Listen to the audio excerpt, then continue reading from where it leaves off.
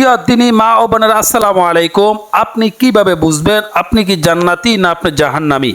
অর্থাৎ নবীজির দেওয়া কিছু আলামত রয়েছে, যদি এই তিনটি আলামত কোনো মহিলার ভিতরে থাকেন তাহলে সে মহিলা জাহান্নামী। আর যদি এই পাঁচটি আলামত কোনো মহিলার ভিতরে থাকে তাহলে সে নিশ্চিত জান্নাতি। তাহলে আসুন আমরা আজকে জানবো জান্নাতি মহিলার তিনটি আলামত কি, জাহান্নামী মহিলার পাঁচটি আলামত কি। অর্থাৎ আপনি কিভাবে বুঝবেন আপনি জান্নাতি নাকি আপনি জাহান্নামী? যদি আপনার ভিতরে তিনটি আলামত থাকে তাহলে আপনি বুঝে নেবেন আপনি জান্নাতি।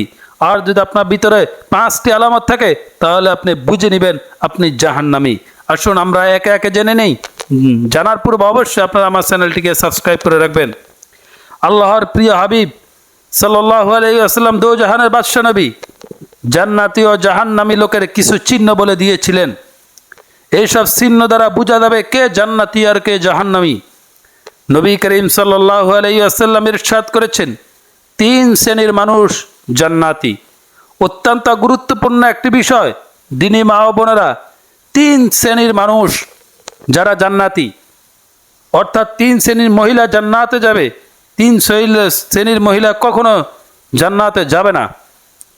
আসুন আমরা এখন জেনে নেই প্রথম প্রকার মানুষ তারা, প্রথম প্রকার মহিলা তারা যে সমস্ত মহিলা রাষ্ট্রীয় কর্ণধর, রাষ্ট্রীয় কর্ণধর অর্থাৎ রাষ্ট্রের রাজা, প্রজা, রাষ্ট্রের মন্ত্রী, রাষ্ট্রের এমপি, তাদেরকে কি বলে দেখুন যে তারা জান্নাতে যাবে। কিভাবে সেটা আমরা পরে বলতেছি। যারা রাষ্ট্রীয় কর্ণধার, ন্যায়পরায়ণ, সত্যবাদী এবং ন্যায় কাজের তৌফিক লাভে ধন্য। শুধু রাষ্ট্রীয় সরকার হলে হবে না, রাষ্ট্রীয় সরকারের সাথে ন্যায়পরায়ণতা, সত্যবাদী এবং ন্যায় কাজের সাথে সে ধন্য হতে হবে। অর্থাৎ যাদের ক্ষমতা আছে সাথে সাথে তারা ক্ষমতা পেয়ে ন্যায় বিচার করে, তারা সত্যবাদীও এবং তারা ন্যায় কাজও করেন, এমন লোক জান্নাতি। এইসব জান্নাতি লোকের চিহ্ন। অর্থাৎ দেখুন নবীজি বলেন, ওই লোক, যে লোক রাষ্ট্রের কর্ণধার, রাষ্ট্রীয়ভাবে দায়িত্ব রয়েছেন, তিনি যদি ন্যায়পরায়ণ বাদশা হয় অথবা সত্যবাদী বাদশা হয়, তাহলে তার ক্ষমতা থাকার পরেও সে যদি ন্যায়পরায়ণ, ন্যায় বিচার, সত্যবাদিতা প্রচার করেন, তাহলে এই লোকের চিহ্নটি হচ্ছে জান্নাতি লোকের চিহ্ন। তাহলে প্রথম প্রকার মানুষটির বিশ্লেষণ আমরা জানতে পারলাম, ওই রাষ্ট্রীয় কর্ণধার, ওই রাষ্ট্রীয় এমপি, ওই রাষ্ট্রীয় মন্ত্রী, ওই রাষ্ট্রীয় মেম্বার, ওই রাষ্ট্রীয় চেয়ারম্যান যারা ন্যায়পরায়ণ, সত্যবাদী এমনকি ন্যায় বিচার করে, তাদেরকে আল্লাহ তাআলা বলেছেন তাদের চিহ্নটি হচ্ছে জান্নাতি লোকের চিহ্ন, তাহারা নিশ্চিত জান্নাতে যাবে। দ্বিতীয় হচ্ছে ওই সকল মানুষ, ওই সকল মহিলা যারা দয়ালু এবং আত্মীয় স্বজন ও মুসলিম সম্প্রদায়ের প্রতি কোমল চিত্র, আত্মীয় স্বজনের সাথে সদাচরণ করে, তাদের বিপদে আপদে যথাসাধ্য সাহায্য করে, তাদের সাথে সম্পর্ক ছিন্ন করে না এবং সাথে সাথে সকল মুসলমানের প্রতিও তারা কোমল হৃদয়ের হয়, তারা নিঃসন্দেহে জান্নাতি। দেখুন নবীজি বলেন যে দ্বিতীয় চিহ্নটি হচ্ছে ওই মহিলা, যে মহিলা হবে দয়ালু, যিনি মানুষের প্রতি দয়া করবেন, আত্মীয় স্বজন এবং মুসলমান সম্প্রদায় যে কোনো প্রাণী, আত্মীয় স্বজনদের সাথে যিনি সব সময় দয়ালু হবেন, আত্মীয়তার চিহ্ন কখনো করবেন না। নবীজি বলেন যে ওই মহিলা নিশ্চিত সে জান্নাতে যাবে। এটা জান্নাতি একজন মহিলার দ্বিতীয় চিহ্ন, দ্বিতীয় আলামত। তাই কোমল হৃদয়ের হওয়া নিঃসন্দেহে সে জান্নাতি। নবীজি বলেন জান্নাতি মহিলার তৃতীয় নম্বর যে চিহ্নটি সেটি হলো ওই শ্রেণীর মহিলা যারা পুত্র পবিত্র চরিত্রের অধিকারী, যাদের চরিত্র সুন্দর, যারা দুশ্চরিত্রবান নয়, যাদের অনেক সন্তান সন্ততি থাকা সত্ত্বেও মানুষের কাছে সন্তান ও অভাবের দোহাই দিয়ে হাত পাতে না, ভিক্ষা করে না, এমন লোকও জান্নাতি। এরপর প্রিয় নবী সাল্লাল্লাহু আলাইহি ওয়াসাল্লাম জাহান্নামী লোকদের পাঁচটি আলামত বলেছিলেন। দেখুন তৃতীয় নাম্বার চিহ্নটি আমরা যা বুঝলাম, ওই শ্রেণীর মানুষ, ওই শ্রেণীর মহিলা যারা পুত এবং পবিত্র, নিজের সন্তান সন্ততি অভাবে থাকার পরেও অন্যের কাছে হাত পাতে না, অর্থাৎ ভিক্ষা করে না, অন্যের কাছে অভাবের দোহাই দেয় না, অন্যের কাছে নাই শব্দটি বলে না। নবীজি বলেন যে ওই তিন নম্বর চিহ্নটি হচ্ছে ওই মহিলার এই 3 নম্বর চিহ্নটি যে মহিলার ভিতরে থাকবে বোঝা যাবে সে নিশ্চিত জান্নাতি। এরপরে নবীজি জাহান্নামীর লোকদের 5টি চিহ্ন আলোচনা করেছিলেন যে এই চিহ্নটি যদি কোনো মহিলার ভিতরে 5টি চিহ্ন থাকে সে নিশ্চিত জাহান্নামী।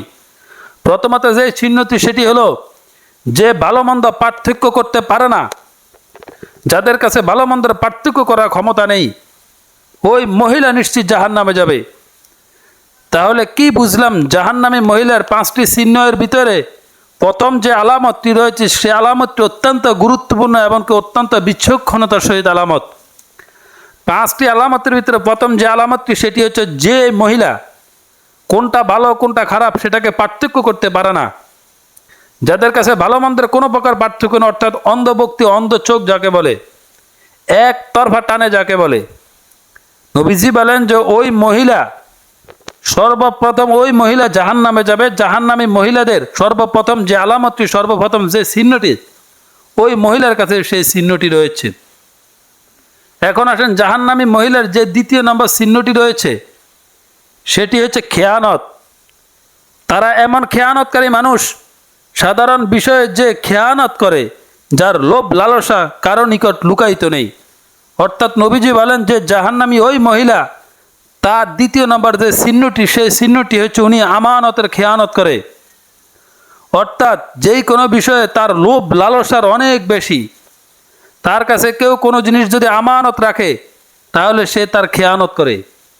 সে আমানতটি কথার দ্বারা হতে পারে, জিনিসের দ্বারা হতে পারে, ঘরের কোনো আসবাবপত্র দ্বারা হতে পারে, যে কোনো জিনিস দ্বারা হতে পারে। নবীজি বলেন যদি ওই মহিলা কথার খেয়ানত করে তাহলে ওই মহিলা নিশ্চিত জাহান্নামে যাবে। জাহান্নামী মহিলার 2য় নম্বর চিহ্নটি হচ্ছে যিনি আমানতের খেয়ানত করবে। এরপরে দেখুন নবীজি বলেন জাহান্নামী মহিলার 3 নম্বর একটি চিহ্ন রয়েছে। জাহান্নামী মহিলার 3 নম্বর যে চিহ্নটি সেটি হচ্ছে প্রতারক।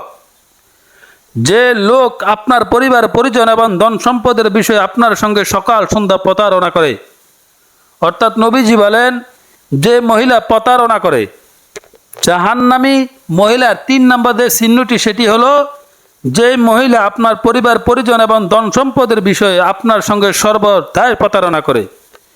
সেটা ছেলে সন্তানের সাথে হোক, ভাই বোনের সাথে হোক, মা বাবার সাথে হোক, যার সাথে হোক না কেন, যে মহিলা প্রতারণা করবে, নবীজি বলেন প্রতারণার বিষয়টি বিভিন্ন দিক দিয়ে হয়ে থাকে, যেই কোনো বিষয়ে হোক না কেন। নবীজি বলেন যে ওই মহিলা যদি প্রতারণা করে তাহলে সে জাহান্নামী। এরপরে হচ্ছে জাহান্নামী সে মহিলার 4র্থ নম্বর আলামতটি হচ্ছে কৃপণতা।